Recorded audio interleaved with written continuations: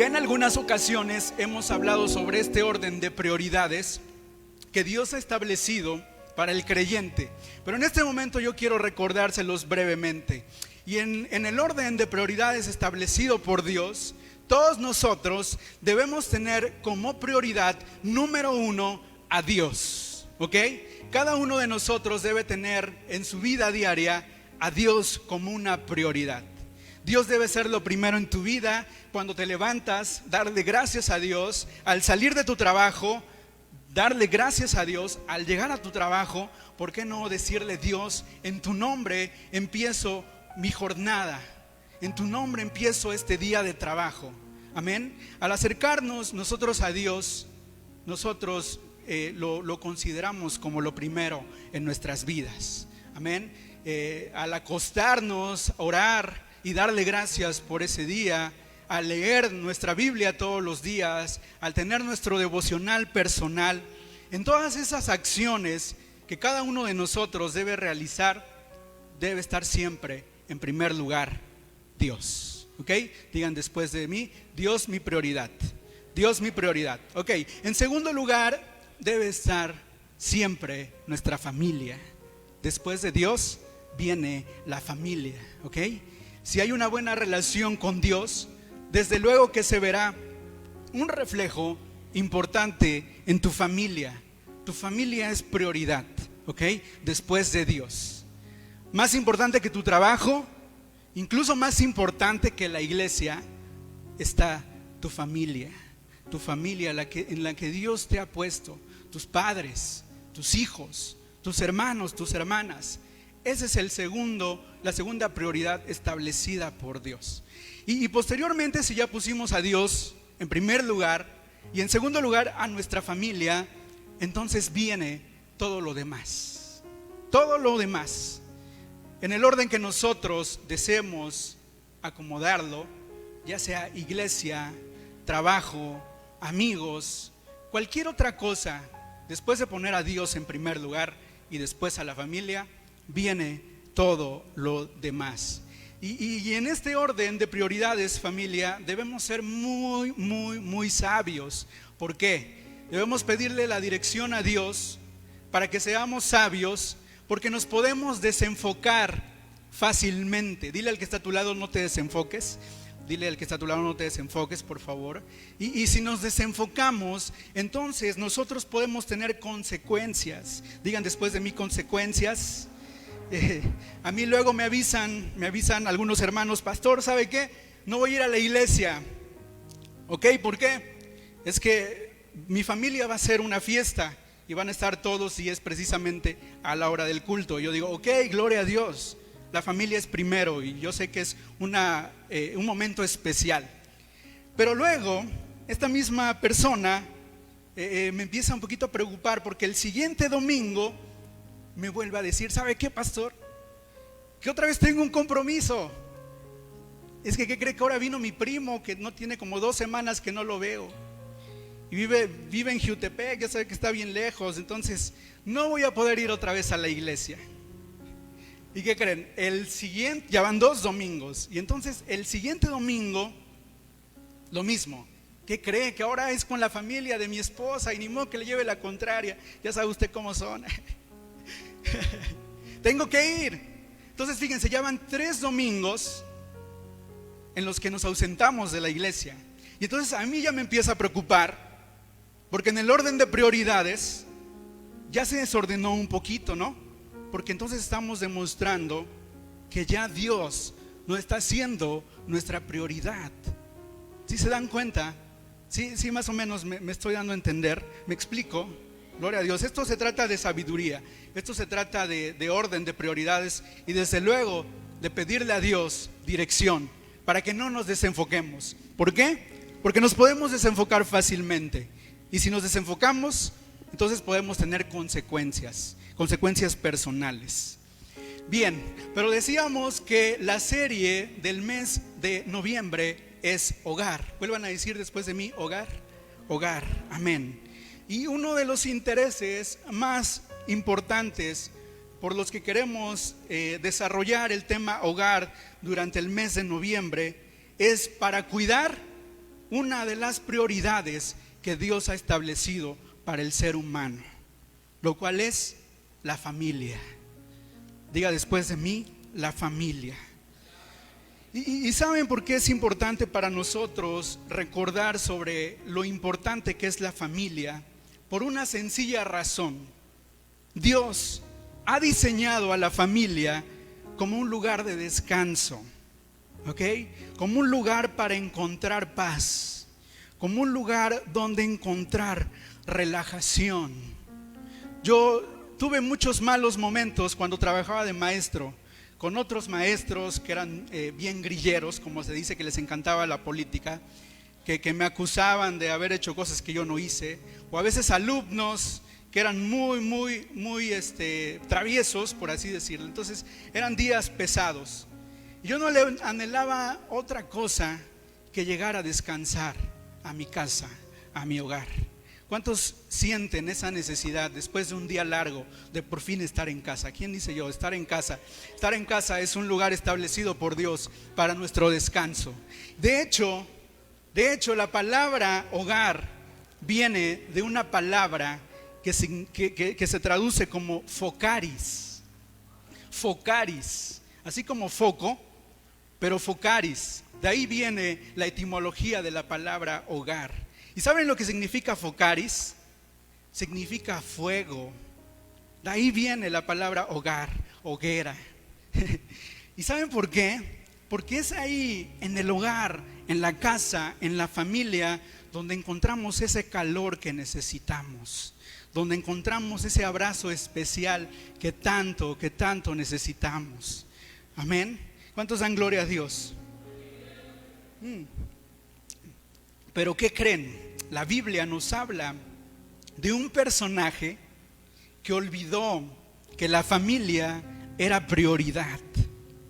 ¿Y qué creen que hizo esta persona, este personaje bíblico?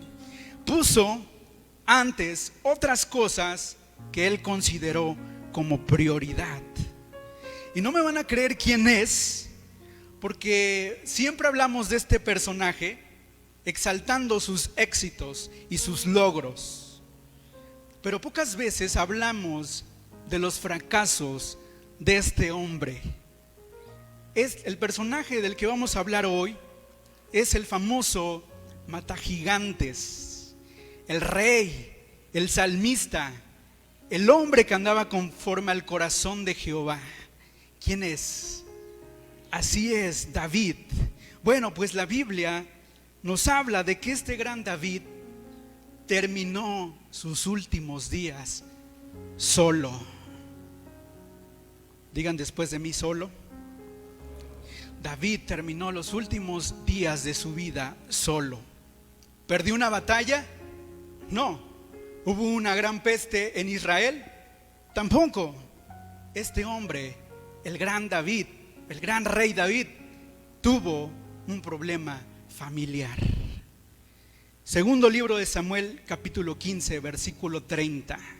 Aquí está el David solo, el David en esta amargura, en esta tristeza. Y dice así: y David subió la cuesta de los olivos. ¿Y qué dice? Y la subió llorando, llevando la cabeza cubierta y los pies descalzos. Imagínense al David, al guerrero, al rey, subiendo la cuesta de los olivos en una expresión de tristeza y de soledad.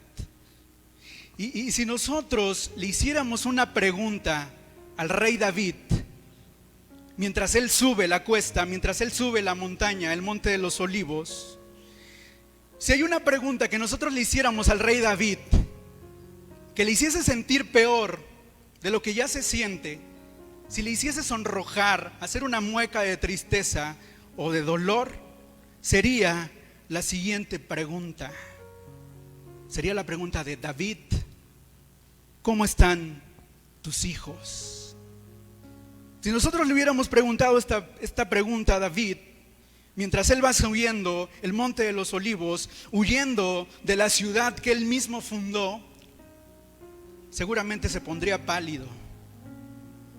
haría una mueca, una gran mueca de tristeza. Así como cuando alguien nos hace llorar y no queremos llorar y empezamos a hacer como que todo esto se gesticula, ¿no?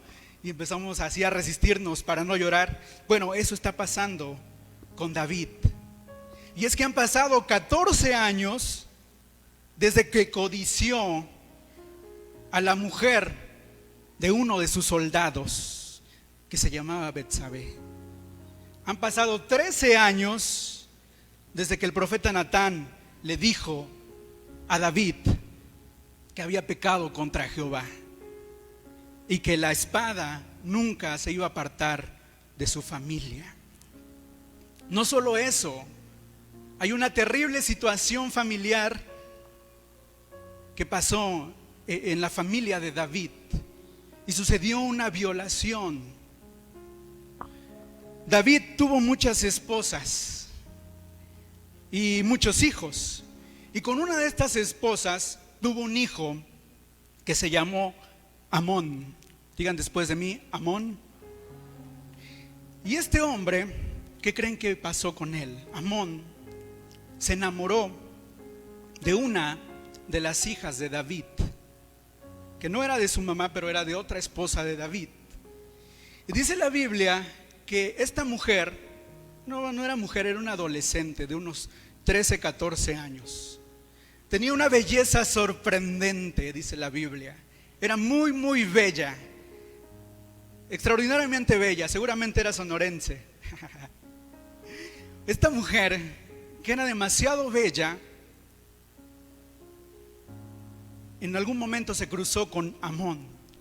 Y cuando Amón la vio, quedó sorprendido ante la belleza de su hermana. ¿Cómo se llamaba esta mujer? Tamar. Digan después de mí, Tamar.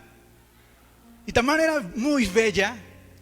Y entonces dice la Biblia que Amón se enfermó de amor. Que eso podemos traducirlo como se obsesionó por ella. ¿Y qué creen que hizo el tremendo Amón? Ideó un plan para poder estar con ella. Y dice la Biblia que él inventó estar enfermo y en cama, y le dijo a alguien: ¿saben qué? Estoy muy enfermo, no puedo comer, no puedo hacer nada, estoy en cama, estoy postrado, necesito que me venga a cuidar mi hermana Tamar. Entonces pues Tamar, siendo una adolescente, una joven de Dios, fue al cuidado de su hermano. Pero en cuanto entró al cuarto, Amón ya no la dejó salir. Y dice la Biblia que tristemente, y es una historia demasiado triste, que Amón abusó de ella. Siendo una joven de unos 14 o 15 años, abusó de ella. Entonces dice la Biblia que Tamar, aterrada, rasgó sus vestiduras en símbolo de duelo, en símbolo de tristeza, en símbolo de desesperación. Agarró ceniza de lo que había ahí en la estufa, se la vertió sobre su cabeza en desesperación y salió a la calle a gritar: mi hermano me violó, mi hermano abusó de mí, mi hermano me ultrajó. Y lloraba desesperada. Afortunadamente llegó con su hermano Absalón, y Absalón la cuidó, la refugió. Por 2 años Absalón estuvo cuidando de ella. Pero aquí lo más interesante de la historia es la reacción del papá de David. Yo no sé, yo no quiero ni pensar que una situación de violación suceda en mi familia. Creo que ninguno de nosotros estamos listos para una situación así, que un miembro de nuestra familia cometa este acto. Y mucho menos un hijo. Yo no tengo hijos, pero ustedes que tienen hijos, yo no sé cuál sería esa reacción, pero no sería muy favorable. E insisto, no estamos listos. Y entonces la Biblia dice que la reacción de David fue un poquito pasiva. La Biblia dice que cuando David se enteró del tremendo abuso de su hijo Amón, la Biblia solamente dice que se enfureció. Y ya, y yo quiero leer versículos posteriores y digo, pero ¿qué más? ¿Cómo que se enfureció? Yo esperaba ver que lo encarcelaran, mínimo que le dieran unos buenos varazos para que entendiera. Pero no, la Biblia solamente dice que David se enfureció. Y cualquiera de nosotros podrá decir, ok, bueno, pues todos tenemos una oveja negra en la familia.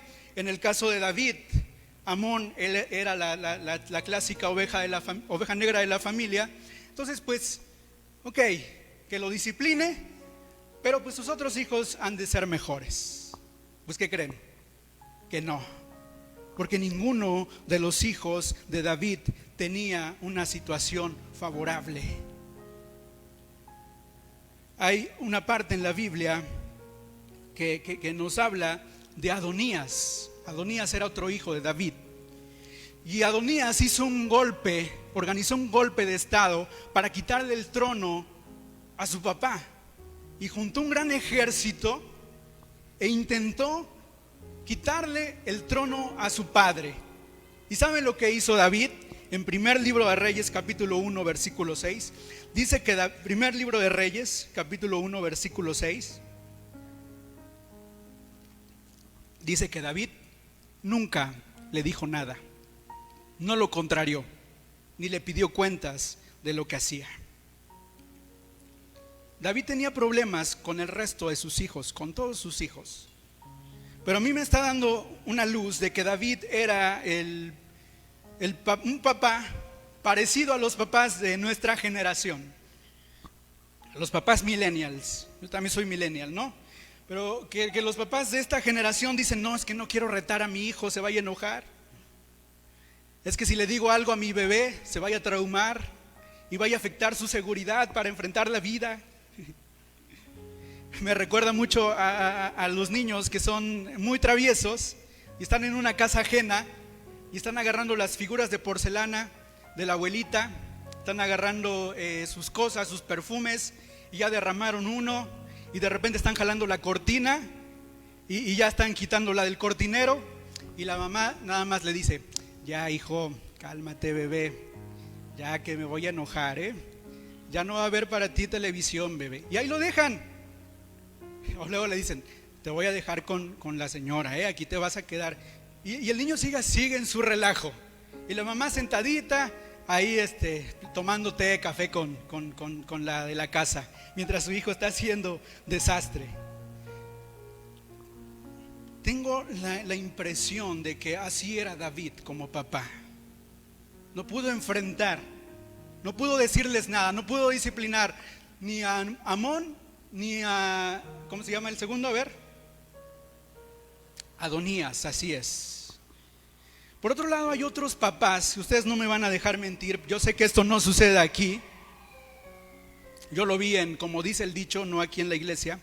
Hay otros papás que le compran a sus hijos una consola de videojuegos para que se desafane y no lo moleste más y se la pase 7 horas en la pantalla, le contratan su Netflix, su Disney, y que no los moleste más. Otros más que les compran una compu para que el niño se encierre en su cuarto. Yo confío en mi hijo que no me va a fallar, ahí que esté, no me importa lo que haga. Y el problema no está en la confianza, no está en cuánto tú confías o no en tus hijos, sino cómo paulatinamente esos hijos, esos niños, poco a poco se van a convertir o se están convirtiendo en unos extraños para ti. ¿Sí? ¿Sí están conmigo? En unos extraños que no sabes lo que les pasa, que no sabes cuáles son sus peticiones y cuáles son sus tristezas. Lo que está provocando todo eso, todo ese desapego, es que esos hijos se conviertan en unos extraños. Pero bueno, eso es por el lado de los hijos. Y si ustedes creen que David solamente tenía problemas con sus hijos, pues ¿qué creen? Que no.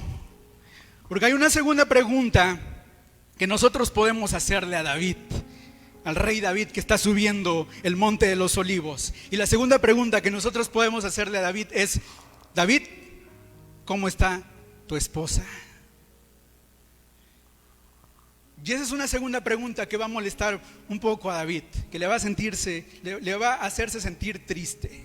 En una ocasión le preguntaron a un hermano, hermano, ¿cómo está su esposa?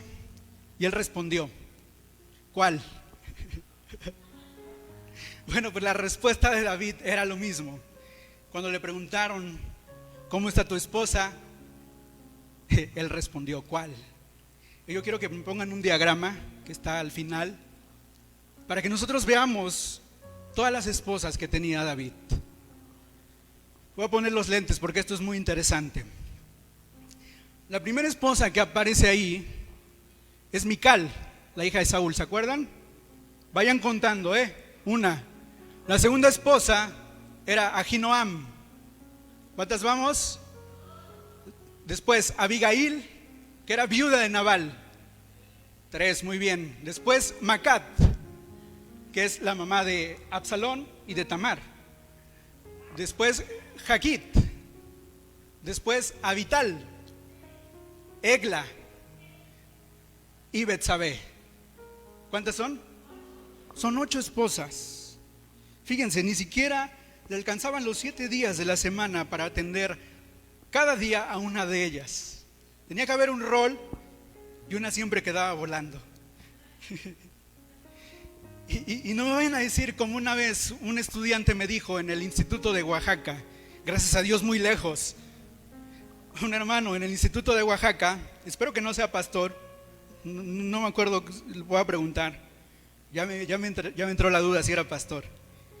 Dice, ay hermano maestro, ojalá regresen los tiempos del rey David. Y le responde otro hermano que él sí era pastor, no hombre, dice, imagínate tener 8 suegras. Deja tú las esposas, tener 8 suegras y que las 8 suegras se junten en un solo día, ¿cómo te va a ir? Bueno, pero si ustedes se dan cuenta, aquí está el problema de David. Dice el diagrama, pónganos otra vez por favor el diagrama, ahí déjenos en la pantalla. No solamente tenía 8 esposas y muchos hijos. La Biblia también nos habla de que David se iba a divertir con muchas otras mujeres y tenía bastantes concubinas, y con sus concubinas también tenía otros hijos. Y parece increíble que el gran rey David, que unificó los reinos, que conquistó pueblos con su gran ejército militar, el David que mató a Goliat, el que danzaba en la presencia del Señor, el que regresó el arca del pacto, el David que hizo cosas tan importantes, al mismo tiempo tenía un segundo problema, y es que era bastante mujeriego. Era muy mujeriego el rey David. ¿Se acuerdan que mencionamos hace rato que codició a Betsabé e hizo todo lo imposible por tenerla? Hasta mató por esa debilidad, asesinó por sus deseos, por sus hormonas incontrolables. David tenía ese detalle. Entonces ahora vemos que no solamente era un padre ausente, también era un mujeriego. Y todos decimos, ay Padre. Digan, ay Padre, líbranos, líbranos Señor. Pero fíjense que haber sido un padre ausente y mujeriego le cobró un precio muy muy alto. Le costó a David un costo demasiado caro, demasiado. La Biblia no nos habla de alguna ocasión que David haya orado por sus hijos, ni una sola vez, ni por sus esposas menos. David oró por Saúl, David oró por Jonatán, David oró en contra de los filisteos, pero ni una vez oró por sus hijos. Solamente en una ocasión, cuando muere Absalón, la palabra dice que David rasgó sus vestiduras y dijo, hijo, yo debería estar en tu lugar, pero pues ya todo estaba perdido. ¿Cuántos oran por sus hijos? ¿Cuántos oran por sus hijos? Amén, gloria a Dios. ¿Cuántos aprovechan cuando están durmiendo Digo, si no le ponen seguro a su puerta y van y ponen las manos sobre él o sobre ella. Es un hermoso acto de bendición. La oración de un padre tiene mucha fuerza, de verdad. La oración de una mamá, en la oración de un padre y de una mamá hay bendición. Amén. Amén, gloria a Dios. Y bueno, entonces, ya le preguntamos a David, ¿cómo están tus hijos? ¿Cómo está tu esposa? Ahora yo te pregunto a ti, ¿cómo están tus hijos? ¿Cómo está tu cónyuge? ¿Cómo está tu esposo? ¿Cómo está tu esposa? Y muchos me van a decir, ya vamos a empezar. ¿Cómo está él? ¿Cómo está ella? ¿Sigue siendo detallista? ¿Tu esposo se está sintiendo amado? ¿Tu esposa se está sintiendo amada? Amén, gloria a Dios. ¿Sigue siendo detallista? ¿Hay lealtad en tu matrimonio? ¿Hay honestidad? ¿Hay verdad? Esas son unas preguntas que tenemos que hacernos el día de hoy. Yo les quiero decir que, a diferencia de David, nosotros como creyentes, como hijos de Dios, como cristianos, necesitamos ser ferozmente leales a nuestro cónyuge. Ferozmente leales a nuestro cónyuge. Los que salen a trabajar, cuidado en el trabajo de coquetear. No juguemos con fuego, que nos podemos quemar, hermanos, hermanas. Un maestro en el seminario bíblico me dijo una vez algo que me dejó muy, muy marcado, muy presente. Y él me dijo, una vez casados, una vez que te cases, me dijo, yo ya no creo en la amistad entre el sexo opuesto. Eso me dijo él. ¿Qué quiere decir esto? Que yo no creo que si tú ya estás casado, tengas, si eres hombre, tengas una mejor amiga mujer. O que si tú eres mujer, que tengas un mejor amigo hombre. Y esto me dijo él, ¿no? Y él me dijo que no creía que haya cosas que tú le cuentes a otra mujer que no sea tu esposa y que ella no lo sepa. No puede existir eso. Y de verdad que se me quedó en mi cabeza y ahora veo lo profundo que tiene en estas palabras. Es que por ahí dicen, pues yo sí tengo mi esposo. Pero hay un hermano que me bendice, que me escucha. No, no es posible. Está tu esposo, está tu esposa. Amén. ¿Cuántos dan gloria a Dios? Seamos ferozmente fieles a nuestros cónyuges. Y yo sé que siempre va a haber tentación. Siempre. Ahí se prueba nuestra fortaleza en Dios, en la tentación. Pero somos nosotros y nadie más que tú y yo los que determinamos qué decisión tomar. ¿Ok? Y no podemos echarle la culpa a nadie. Eres tú y soy yo los que decidimos una decisión firme. ¿Y saben cómo se toman decisiones firmes? A partir de una vida consagrada y en santidad. Y vean cómo se va juntando la serie de octubre con lo de la familia. Una persona que vive conectada con Dios es firme en sus decisiones, es íntegra, es de una sola pieza, no es de medias tintas. ¿Cuántos dan gloria a Dios? Amén, aleluya. La relación con los hijos, ¿cuántos te tienen confianza para contarte todo lo que le pasa? Tú sabes qué le pasa a tus hijos en la escuela. Tú sabes quién los ofendió. Tú sabes quién les rompió el corazón. ¿Tienen la confianza de contarte todo eso? ¿O te ven más bien como alguien que los va a juzgar? Como alguien que no está dispuesto a tolerar ni una falla. ¿Por qué? Porque hay disciplina en el hogar. Amor para los hijos se deletrea con la palabra T-I-E-M-P-O. ¿Qué dice? Tiempo. Así se deletrea la palabra amor para los hijos. Y ya voy terminando, ya nos alargamos un poquito. Así que aprovecha cada detalle junto a ellos, por favor.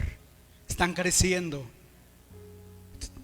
No quiero que se hagan unos desconocidos para ti. Sal al parque, salgan a pasear, cómprales un helado y pregúntale, no importa que vayan al kinder, ¿cómo estuvo tu día, hijo, hija? ¿Qué hiciste hoy? Te quedó bien bonito tu trabajo, aunque esté todo feo, lleno ahí, despintado. ¿Saben el recuerdo más precioso que yo tengo de la Navidad? Nunca se me ha borrado. Yo creo que tenía unos 6 años. El recuerdo más preciado que yo tengo de la Navidad es estando solos en mi casa, en un cuartito, mejor dicho, nada más mi mamá, mi hermano y yo, sin árbol de Navidad, sin regalos, sin comida, sin pavos, sin piernas, sin nada de lo que se hace en Navidad. Solamente con un pastelito en el centro y con una velita que mi mamá compró. Y esa vez nos dijo: hoy es el cumpleaños de Jesús, vamos a celebrar. No hubo fiesta, nada más comimos el pastel, y es el recuerdo más preciado que yo tengo de la Navidad. Tiempo de calidad con los hijos, tiempo de calidad entre los hijos. Y ya, para concluir, estamos con David, y yo creo que vayan buscando o que vayan anotando para que yo se los lea. El primer libro de Reyes, en el capítulo 1. Estamos con David, y entonces vamos a ver los últimos días de un rey exitoso, los últimos días de un rey guerrero, del rey que regresó el arca del pacto, las horas finales de un héroe que puso primero su trabajo y sus deseos carnales antes que a su familia. Y la historia nos remonta muchos años después a un David entrando ya a la última etapa de su vida, muy viejito, demasiado viejito, muy ancianito. Y ese David solo, ancianito, dice la Biblia que estaba postrado en una cama, y que a ese David ancianito le daba un frío tremendo. Eso dice la Biblia. Y dice que él estaba acostado y que tenía muchas cobijas encima de él, y que nada le quitaba el frío. Traían más cobijas, no, esa no traían una de lana, una de borreguito. El rey David tiene mucho frío. Cierren las ventanas, no se le quita con nada. Dice Primera de Reyes 1:1. En su vejez el rey David tenía que permanecer en cama, pues tenía siempre frío, a pesar de todas las frazadas con que se le abrigaba. Y yo no sé si esta escritura está escrita en un lenguaje poético, en un lenguaje narrativo o histórico, pero yo percibo que no es un frío que entra por la ventana y que se termina cuando la cierras. Yo percibo que el frío que está sintiendo David era el frío de sentirse solo, era el frío de la soledad, era el frío del abandono, era un frío que a mí en lo personal me aterra sentir algún día. Y entonces, versículos posteriores dice que tuvieron que buscar a una mujer para que se pusiera cerca de él en su cama y entonces transmitirle calor, solo así. Pero fíjense lo más interesante de esta historia, que los guardias reales se pusieron a buscar por todo el reino y no encontraban a nadie, hasta que encontraron a una mujer. Pero lo que se me hace más interesante de esta historia es que no estuvieron con David para abrazarle, para quitarle el frío, ni una sola de sus 8 esposas, ni uno solo de sus hijos y de sus hijas. Tuvieron que buscar en todo el reino a una extraña que le diera calor. ¿Por qué? Porque David estaba sufriendo el frío de la soledad. ¿Cuántos dan gloria a Dios? No hubo ni un solo miembro de su familia para abrazarlo. La palabra de Dios dice: ellos buscaron por todo Israel, de uno a otro extremo, al fin de hallar a la muchacha más hermosa de todas. Y la muchacha fue Abisag. Ella fue la elegida. Así que la llevaron ante la presencia del rey para que lo acompañara y cuidara. Y vean, muy importante esto, pero el rey nunca tuvo relaciones sexuales con ella. Pregúntenle a David si no hubiese cambiado todas sus citas amorosas por los brazos de una sola esposa cariñosa? Preguntémosle a David, ¿no serías tú capaz de cambiar todos tus deslices, todas tus traiciones por una esposa que te amara y que estuviera contigo en los últimos días de tu vida? Pregúntenle si no hubiese cambiado todos sus días trabajando por pasar un solo día en esa soledad platicando con sus hijos. Pero estaba solo. Murió David en los brazos de una extraña y lejos, muy muy lejos de su familia. Y así termina la historia de un héroe, de un rey que olvidó sus prioridades, que se le hizo muy fácil darle, como dicen vulgarmente, rienda suelta a sus deseos en la soledad. Veíamos en Matrimonios el caso, en uno de los libros que estamos leyendo, el caso de un hombre que era muy rico, tenía 3 carros, a su esposa la tenía muy bien vestida, pero él había fallado como esposo. Entonces llegó con el consejero matrimonial, con el pastor, y le dijo: pastor, ¿de qué me sirve tener mis carros, las salidas a la playa, mi casa de 4 pisos, si mi esposa ya no me ama? No tiene sentido vivir en esta soledad. La familia es prioridad. La familia es el hogar que Dios ha establecido para que tengamos refugio. Pero somos nosotros los que debemos cultivar ese hogar. La leña, acuérdense, hogar, fuego, hoguera. La leña se puede humedecer y ya no va a prender. Más vale que esa fogata esté ardiendo siempre. Y para que arda debe haber tiempo con los hijos, fidelidad, honra, amén, lealtad a tu esposo, a tu esposa, a tus hijos, lealtad contigo mismo. Vamos a ponernos de pie y vamos a darle gracias a Dios.